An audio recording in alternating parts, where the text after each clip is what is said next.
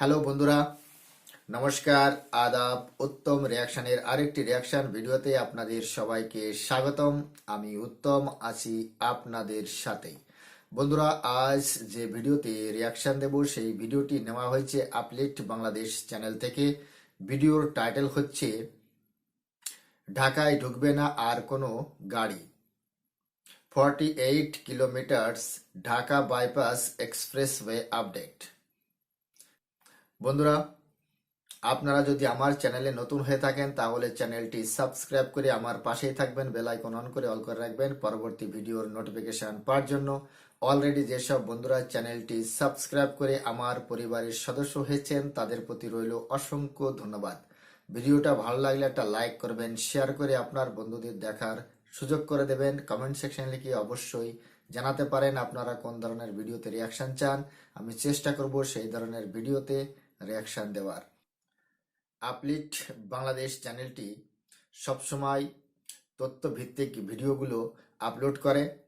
আমি বিশেষ করে এই চ্যানেলের ভিডিওগুলো বেশি পছন্দ করি, আর উপস্থাপনাও দুর্দান্ত, একদম সহজ সরল ভাষায় বুঝিয়ে দেয়। আমি আমার ডিসক্রিপশানে অরিজিনাল ভিডিওর লিংক মেনশন করে রাখবো, আপনারা চাইলে চ্যানেলটি ভিজিট করতে পারেন, চ্যানেলের ভিডিওগুলো অবশ্যই দেখতে পারেন। তাহলে চলুন বন্ধুরা, প্রথমে দেখি ভিডিওতে কি আছে, আর ভিডিওর শেষে অবশ্যই আমার বিশ্লেষণ থাকবে।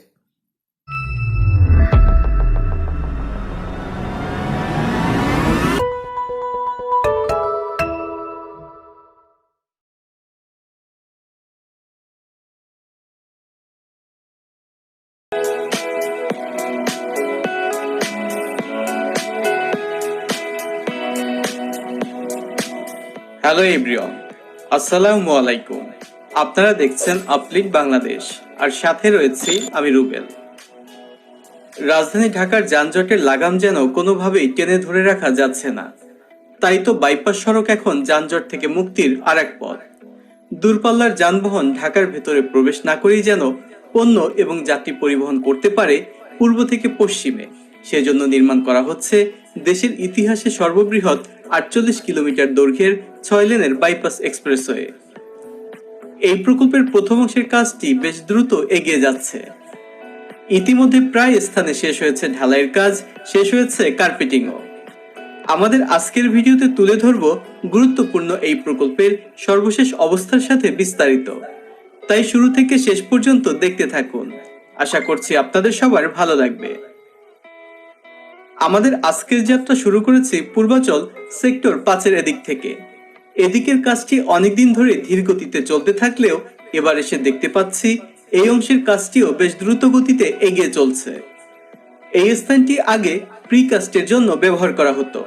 নতুন 4 লেনের কাঞ্চন সেতুর গার্ডারগুলো এখানেই তৈরি করে নিয়ে যাওয়া হতো। এখন ব্রিজের গার্ডারগুলো বসানো শেষ হয়েছে, তাই এখানেও এক্সপ্রেসওয়ে নির্মাণের কাজ শুরু হয়েছে। আমরা আরো কিছুটা সামনের দিকে চলে এসেছি। এখানের নরম মাটিকে বিশেষ প্রক্রিয়ায় এক্সপ্রেসওয়ে নির্মাণের জন্য প্রস্তুত করা হয়েছে। বর্তমান সড়কের পাশে বালু ফেলে এক্সপ্রেসওয়ে নির্মাণের জন্য উপযোগী করে তোলা হচ্ছে। এদিকটাতেও এর আগে কাজের তেমন কোনো অগ্রগতি না থাকলেও এখন কিন্তু কাজের বেশ গতি এসেছে।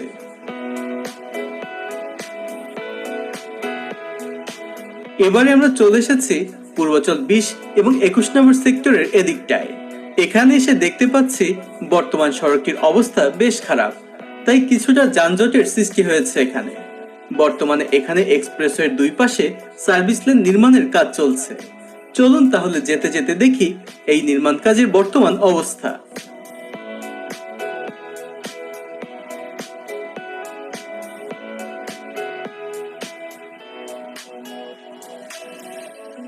সামনেই হচ্ছে গাজীপুরের কালীগঞ্জ এলাকার নাওটানা মোড়। আমরা সেদিকেই এগিয়ে যাচ্ছি। মাঝের যে সড়কটি দেখতে পাচ্ছেন এটি পুরনো 2 লেনের বাইপাস সড়ক। বর্তমানে পুরো সড়কের দুই পাশে সার্ভিস লেন সহ সড়কটিকে 6 লেনের এক্সপ্রেসওয়েতে উন্নীত করার বিশাল এক কর্মযজ্ঞ চলছে।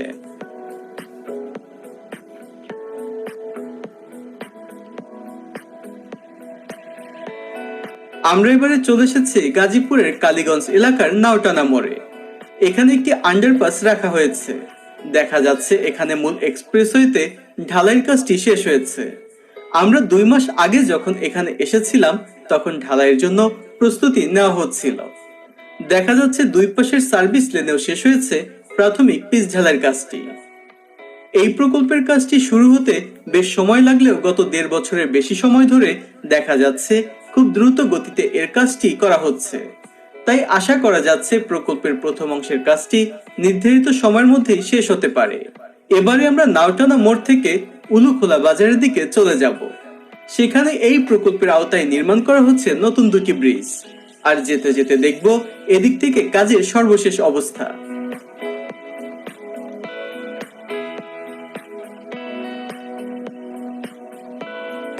ঢাকা-মাও এক্সপ্রেসওয়ে পূর্বাচল এক্সপ্রেসওয়ের পর এটি দেশের 3য় পূর্ণাঙ্গ এক্সপ্রেসওয়ে হতে যাচ্ছে। তবে এই বাইপাস এক্সপ্রেসওয়েটি হতে যাচ্ছে দেশের প্রথম অ্যাক্সেস কন্ট্রোল এক্সপ্রেসওয়ে। দেখা যাচ্ছে এদিকেও সার্ভিস লেনে প্রাথমিক পিচ ঢালাইয়ের কাজটি শেষ হয়েছে। এই এক্সপ্রেসওয়ে শুরু এবং কোথায় গিয়ে শেষ আর এটি কোন পথ ধরে এগিয়ে যাবে তার সবকিছুই ম্যাপের মাধ্যমে ভিডিওর একটি অংশে দেখিয়ে দিব আপনাদের, তাই ভিডিওটি দেখতে থাকুন। এটি হচ্ছে কালীগঞ্জের পানজোড়া মোড়। এখানেও একটি আন্ডারপাস নির্মাণ করা হয়েছে। এবার এসে দেখতে পাচ্ছি এটির কাজও বেশ এগিয়েছে। এই প্রকল্পটি ঢাকা মহানগরীর উত্তর পূর্বজন এবং জাতীয় মহাসড়কের মধ্যে N1, N2, N3 এবং N4 মহাসড়কের সঙ্গে সংযোগ সড়ক হিসেবেও কাজ করবে। এছাড়াও এই এক্সপ্রেসের কাজ শেষ হলে এটি ঢাকা রিং রোড হিসেবেও কাজ করবে। সেই সাথে ঢাকা টাঙ্গাইল মহাসড়ক, ঢাকা ময়মনসিংহ মহাসড়কের যে যানবাহনগুলো রয়েছে সেগুলো এই এক্সপ্রেসওয়ে দিয়ে ঢাকা চট্টগ্রাম মহাসড়ক এবং ঢাকা সিলেট মহাসড়কের দিকে যেতে পারবে ঢাকার ভেতরে প্রবেশ না করেই। চট্টগ্রাম সিলেট থেকে ঢাকা টাঙ্গাইল এবং নির্মাণাধীন এলেঙ্গা রংপুর দিয়ে উত্তরবঙ্গের দিকে যাতায়াতও সহজ হয়ে যাবে। এতে করে ঢাকার উপরে দূরপাল্লার যানবাহনগুলোর চাপ অনেকটাই কমে আসবে। সামনেই দেখা যাচ্ছে উলুখোলা ব্রিজ। এখানে পুরনো উলুখোলা ব্রিজের দুই পাশে নির্মাণ হচ্ছে 2টি ব্রিজ। দেখা যাচ্ছে গার্ডার বসানো শেষে ঢালাইয়ের কাজটিও শেষ হয়েছে। এছাড়াও দেখতে পাচ্ছি সংযোগ সড়কের কাজটিও বেশ এগিয়েছে।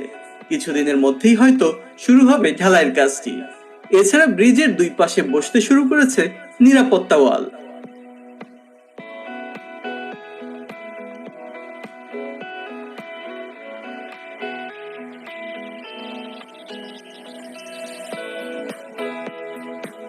আমাদের আজকের ভিডিওটি স্পন্সর করেছে অনলাইন বাংলা স্কুল। পৃথিবীর বিভিন্ন দেশ থেকে প্রবাসী শিশুরা এখানে বাংলা ভাষা শিখে থাকে। বিস্তারিত জানতে ভিজিট করুন onlinebanglaschool.com। তাদের ওয়েবসাইটের লিংকটি পেয়ে যাবেন ডেসক্রিপশন বক্সে। সামনের দিকটি চলে গিয়েছে নাগদা এলাকা হয়ে মীরের বাজারের দিকে। ওইদিকে অনেক স্থানে কার্পেটিং এর কাজ করা হয়েছে, আমরা সেদিকটাতেও যাব। উলুখোলা ব্রিজ থেকে কিছুটা সামনে এসে দেখতে পাচ্ছি এখানে মূল সড়কে প্রাথমিক কার্পেটিং এর কাজটি শেষ হয়েছে। বসেছে সড়ক বিভাজক। বর্তমানে মূল এক্সপ্রেসওয়ে দিয়ে যানবাহনগুলো চলাচল করছে আর এর দুই পাশের এগুলোই হবে সার্ভিস লেন, যা দিয়ে স্থানীয় এবং স্বল্প গতির যানবাহনগুলো চলাচল করবে। চলুন তাহলে দেখি কতদূর পর্যন্ত এই কাজটি শেষ হয়েছে।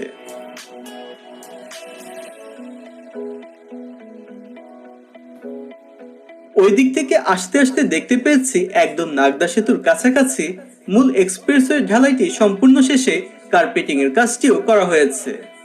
জানা গিয়েছে এই জুনে এক্সপ্রেসওয়ের প্রথম অংশ যান চলাচলের জন্য উন্মুক্ত করার লক্ষ্য নিয়েই নির্মাণ কাজ দ্রুত এগিয়ে চলছে।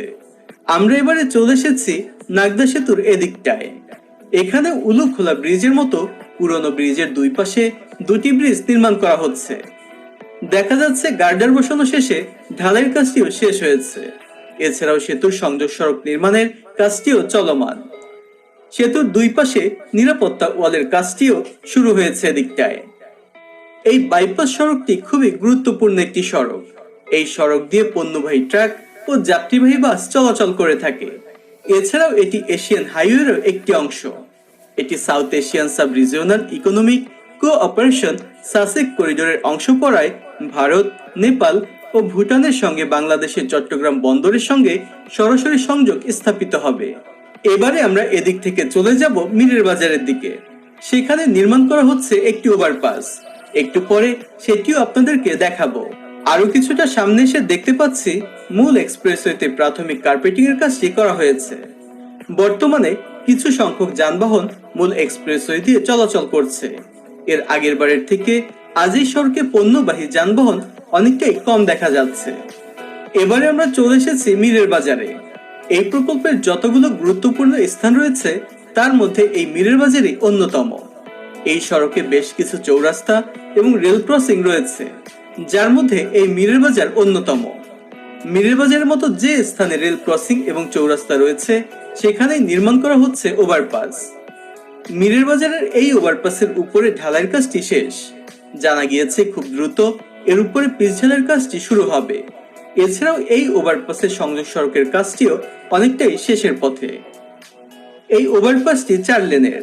মূল এক্সপ্রেসওয়ের যানবাহনগুলো যাবে এর উপর দিয়ে, আর স্থানীয় এবং ধীর গতির যানবাহনগুলো যাবে নিচ দিয়ে। ফলে কোনো ধরনের সিগন্যাল ছাড়াই যানবাহনগুলো তার গন্তব্যে পৌঁছে যেতে পারবে। এবারে আমরা মীরের বাজার থেকে চলে যাব ধীরাশ্রমের দিকে। সেখানেও মীরের বাজারের মতো একটি চৌরাস্তা এবং রেল ক্রসিং রয়েছে, যার কারণে সেখানেও একটি রেল ওভারপাস নির্মাণের কাজ চলছে। এই বাইপাস সড়কের নির্মাণ কাজ শুরু হয়েছে প্রায় 2 বছর আগে। তবে দেখা যাচ্ছে জমি অধিগ্রহণ এবং নিচু মাটির বিশেষ পদ্ধতিতে এক্সপ্রেসওয়ে করার জন্য উপযুক্ত করা ব্রিজ, কালভার্ট, ওভারপাস নির্মাণ সহ যাবতীয় কাজ বেশ ভালোই এগিয়েছে। বর্তমানে পুরো 48 কিলোমিটার অংশেই এর নির্মাণ কাজ দৃশ্যমান হয়েছে। আমরা অন্য কোনো ভিডিওতে এর দ্বিতীয় অংশের কাজের অগ্রগতি আপনাদের কাছে তুলে ধরব। এই প্রকল্পে সব মিলিয়ে 87টি কালভার্ট, 28টি আন্ডারপাস, ওভারপাস, ব্রিজ এবং 9টি টোল প্লাজা থাকবে। এগুলোর মধ্যে কালভার্ট, আন্ডারপাস, ব্রিজগুলোর নির্মাণ কাজ এখন অনেকটাই শেষের পথে। সবকিছু ঠিকঠাক মতো চললে এই এক্সপ্রেসওয়ের প্রথম অংশের কাজ এবছরই শেষ হবে। ধীরাশ্রমের ওভারপাসের নির্মাণ কাজটি এদিক থেকেই শুরু হয়েছে। এই সড়ক ব্যবহারকারীদের মীরের বাজার এবং ধীরাশ্রমের রেল ক্রসিং এবং চৌরাস্তায় সিগন্যালে অনেকটা সময় পার করতে হয়েছে। তবে জানা গিয়েছে ওভারপাসের কাজ শেষ হলেই এগুলো খুলে দেওয়া হবে। চলুন তাহলে আপনাদের ম্যাপের মাধ্যমে দেখাই এই সড়কের শুরু শেষ এবং এর সাথে অন্যান্য সড়কের কানেক্টিভিটি। এতে করে এই সড়কের গুরুত্বটা খুব সহজেই অনুমান করা যাবে। এটি গাজীপুরের ভোগড়া বাইপাস থেকে শুরু হয়ে মীরের বাজার, কাঞ্চন সেতু, ভুলতা হয়ে মদনপুরে গিয়ে ঢাকা চট্টগ্রাম মহাসড়কের সাথে যুক্ত হবে। আর এই স্থানে পূর্বাচল এক্সপ্রেসওয়ের সাথে এটি যুক্ত হবে একটি ইন্টারচেঞ্জের মাধ্যমে। এটি একটি পাবলিক প্রাইভেট পার্টনারশিপ প্রকল্প। চীনের ঠিকাদারি প্রতিষ্ঠানের সাথে দেশীয় 2টি ঠিকাদারি প্রতিষ্ঠান কাজ করছে এখানে। পরিশেষে বলা যায় ঢাকাকে যানজট মুক্ত করতে ঢাকার ভেতরে এবং এর চারপাশে অনেকগুলো প্রকল্পই চলমান, যার কাজও প্রায় শেষের পথে। এসব প্রকল্পের কাজ শেষ হলে ঢাকার ভেতরে কিছুটা স্বস্তি ফিরে আসবে আশা করা যাচ্ছে। তো বন্ধুরা, কেমন লেগেছে আমাদের আজকের এই ভিডিওটি? যদি ভালো লেগে থাকে তাহলে অবশ্যই কমেন্টস করে জানাতে ভুলবেন না। সেই সাথে যারা নিয়মিত আমাদের ভিডিও দেখেন কিন্তু এখনো চ্যানেলটি সাবস্ক্রাইব করেননি, তারা সাবস্ক্রাইব করে পাশে থাকা বেল আইকনটি প্রেস করে দিন, যেন পরবর্তী ভিডিওর নোটিফিকেশনগুলো পেয়ে যান সবার আগে। আর যারা ইতিমধ্যে চ্যানেলটি সাবস্ক্রাইব করেছেন তাদেরকে জানাচ্ছি অসংখ্য ধন্যবাদ। যে যেখানেই থাকুন ভালো থাকুন, সুস্থ থাকুন। আজকের মতো আমি রুবেল বিদায় নিচ্ছি। আল্লাহ হাফেজ। বন্ধুরা, ভিডিওটি এখানেই শেষ হয়েছে। দেখতে পেলাম ঢাকা বাইপাস এক্সপ্রেসওয়েটি এখনো নির্মাণাধীন। প্রচুর কাজ এখনো বাকি রয়েছে। অনেকটা দিন এখনো সময় লাগবে এই নির্মাণ কাজ শেষ হতে। কোথাও মাটি ভরাটের কাজ চলছে, কোথাও পিচ ঢালাইয়ের কাজ চলছে, কোথাও আবার ব্রিজের কাজ চলছে। আবার দেখতে পেলাম এই ঢাকা বাইপাস এক্সপ্রেসওয়েটিতে অনেকগুলো ব্রিজও রয়েছে। ঢাকা বাইপাস এক্সপ্রেসওয়েটি নির্মাণ শেষে ঢাকার যানজট কি শেষ হবে? ঢাকা বাইপাস নির্মাণের পর ভারী ভরকম যে যানবাহনগুলো আছে সেগুলোই শুধু চলবে বাইপাস হয়ে, কিন্তু যেগুলো ছোট ছোট যানবাহন সেগুলো তো অবশ্যই ঢাকা শহরের ভিতর ঢুকবে। তাতে যানজট কম হবার সম্ভাবনা আমার মনে হয় একটু কমই। কিন্তু আমাদের ভারতের যে ট্রাফিক রুলস বড় বড় সিটিতে কখনোই কিন্তু, যেমন বড় বড় ট্রাক, এগুলো কিন্তু ঢুকতে দেয় না শহরের ভিতর দিনের বেলায়। এগুলো ঢুকতে পারে রাতের বেলায়, যখন শহর ফাঁকা হয়ে যায় তখন রাতের বেলা ঢুকবে এবং রাতেই বেরিয়ে যাবে। এটাই আমাদের এখানের নিয়ম। কোনো শহরের ভিতর মানে দ্রব্য বোঝাই কোনো ট্রাক ঢুকতে পারবে না দিনের বেলায়। আর যদি দূরপাল্লার গাড়ি যায় সেগুলো বাইপাস হয়ে বেরিয়ে যায়। প্রত্যেকটা শহরের সাথেই কানেক্টিভিটি আছে বাইপাস। ঢাকা শহরের সব থেকে বড় সমস্যা হচ্ছে ট্রাফিক রুলস। ঢাকা শহরে কোথাও কোনো ট্রাফিক রুলস ফলো করা হয় না। এটা সব থেকে বাংলাদেশের সবচেয়ে বড় প্রবলেম। তার কারণ তার রিক্সাওয়ালা তার মন যেখানে চায় সেখানেই দাঁড় করিয়ে দেয়, সিএনজি তার মন যেখানে চায় সেখানেই দাঁড় করিয়ে দেয়। এটাই হচ্ছে বড় সমস্যা। যদি ট্রাফিক রুলস মেনে চলতো তাহলে এতটা যানজট হয়তো ঢাকা শহরে হতো না। বাংলাদেশ গভর্নমেন্ট প্রচুর পরিমাণে ঢাকা শহরকে যানজট মুক্ত করার জন্য কাজ করে চলেছে। মেট্রো রেল চালু হয়েছে, তারপর ফ্লাইওভার চালু হচ্ছে, আন্ডার মেট্রো রেলের কাজ চলছে, বিভিন্ন ধরনের প্রজেক্ট চালু করে রেখেছে বাংলাদেশ গভর্নমেন্ট। ঢাকা বাইপাস এক্সপ্রেসওয়েটি খুবই গুরুত্বপূর্ণ। তার কারণ ভারত, নেপাল, ভুটান ডাইরেক্ট কানেক্টিভিটি পাবে বাংলাদেশের চট্টগ্রাম বন্দরের সাথে। এতে বাংলাদেশের অর্থনীতি জিডিপিতে অবশ্যই অগ্রসর হবে এবং গুরুত্বপূর্ণ একটা ভূমিকা রাখবে। ঢাকা বাইপাস এক্সপ্রেসওয়েটি শুরু হয়েছে গাজীপুর থেকে মীরের বাজার, কাঞ্চন সেতু, ভোলতা, মদনপুরে গিয়ে ঢাকা চট্টগ্রাম মহাসড়কের সাথে সংযোগ হয়েছে। একটা ইন্টারচেঞ্জ আছে পূর্বাঞ্চল এক্সপ্রেসওয়ের সাথে। বন্ধুরা, আমরা জানি বা আমরা শুনেছি বাংলাদেশ গভর্নমেন্ট নাকি প্রচুর পরিমাণে দুর্নীতি করেছে, শেখ হাসিনার সরকার নাকি প্রচুর পরিমাণে দুর্নীতি করেছে। কিন্তু আপনারাই বলুন, যে দেশের মেগা প্রজেক্ট একটার পর একটা সম্পূর্ণ হচ্ছে, সে দেশের গভর্নমেন্ট কিভাবে দুর্নীতি করতে পারে? হ্যাঁ, সব গভর্নমেন্টেই কম বেশি দুর্নীতি হয়ে থাকে, তবে শেখ হাসিনাকে যেভাবে ভিকটিম করা হচ্ছে আমার মনে হয় সেটা কোনো দম নেই। তার কারণ কোনো গভর্নমেন্ট এরকম মেগা প্রজেক্ট সম্পূর্ণ করতে পারে না তার সরকার যদি দুর্নীতিবাজ হয়। এটা আমার ব্যক্তিগত আলোচনা। বাকি বাংলাদেশের জনগণ, বাংলাদেশের যারা প্রশাসন আছে তারাই জানে, তারাই বলতে পারবে। বাংলাদেশে যেভাবে চীনা বিনিয়োগ বাড়ছে তাতে আগামী দিনে বাংলাদেশ যে চীনা ঋণের খপ্পরে পড়ছে সেটা অবশ্যই বুঝতে কারোর বাকি থাকবে না। তার কারণ আমরা দেখেছি আমাদের প্রতিবেশী রাষ্ট্রগুলো শ্রীলঙ্কা, নেপাল, পাকিস্তান তাদেরকে কিভাবে বরবাদ করে দিয়েছে চীনা ঋণ। এটা আমরা দেখেছি, কিন্তু দেখার পরেও বাংলাদেশ এখনো অন্ধ হয়ে আছে। এতে আগামী দিনে বাংলাদেশের উপর যে একটা সমস্যা সৃষ্টি হতে পারে সেটা বোঝা যাচ্ছে।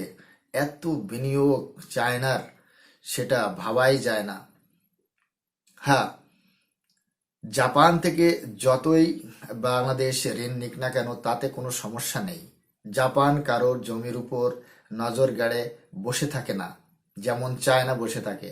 চায়না এত ইনভেস্ট করছে যাতে বাংলাদেশকে তার পাঞ্জার ভিতর নিতে পারে এবং এখানে তার যে মন উদ্দেশ্য সেটা পূর্ণ করতে পারে। ইনফ্যাক্ট ভারতের উপর একটা চাপ সৃষ্টি করতে পারে। বিভিন্ন ধরনের রাজনৈতিক এবং কূটনৈতিক সমস্যা এর মাঝে রয়েছে। এখন বাংলাদেশ কি করবে সেটা বাংলাদেশই জানে, বাংলাদেশের সরকার জানে। আগামী দিনে যখনই বাংলাদেশ বিপদে পড়বে তখন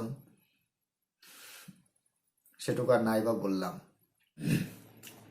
বন্ধুরা, আজকের ভিডিওটি আপনাদের কেমন লেগেছে সেটা অবশ্যই কমেন্ট সেকশনে লিখে জানাতে পারেন। আমার চ্যানেলে নতুন হলে চ্যানেলটি সাবস্ক্রাইব করে আমার পাশেই থাকবেন, বেল আইকন অন করে অল করে রাখবেন পরবর্তী ভিডিওর নোটিফিকেশন পাওয়ার জন্য।